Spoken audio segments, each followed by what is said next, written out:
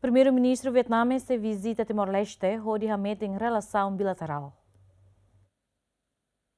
A foi em fila o Vietnã quinta-né, presidente da República, Zera Muzorta Teten, e a tempo para o primeiro-ministro vietnamese se visita Timor-Leste, onde remete em relação bilateral, não cria cooperação entre Timor-Leste e o Vietnã. Da maneira, Muzorta o governo a prepara acordo balo entre governo e governo, no neo em hira governo vietnamese ne visita Timor-Leste e a China.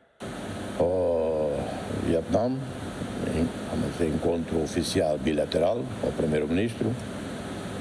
A presidência e o governo se preparam. O primeiro-ministro vietnamita visita, primeira vez de maio, e espera que o primeiro-ministro italiano, o governo, belare acordo concreto uma.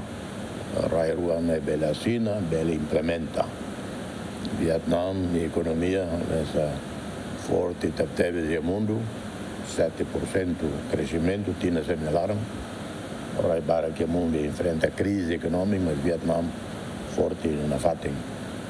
E será simpatia no caso de Timor-Leste.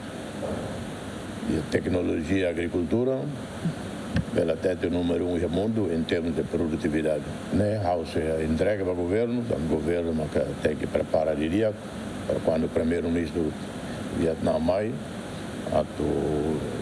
assina acordo, agora é concreto para Rai Ruane implemente áreas coihuem. E a fula em agosto tinha rihun rural nacional e a âmbito visita oficial presidente da República Zera Muzorta para Vietnã, Ministério de Negócios Estrangeiros e Cooperação Timor-Leste e Vietnã assina um acordo isenção visto para passaporte de trabalho não diplomático. Agostinho da Costa, GMN.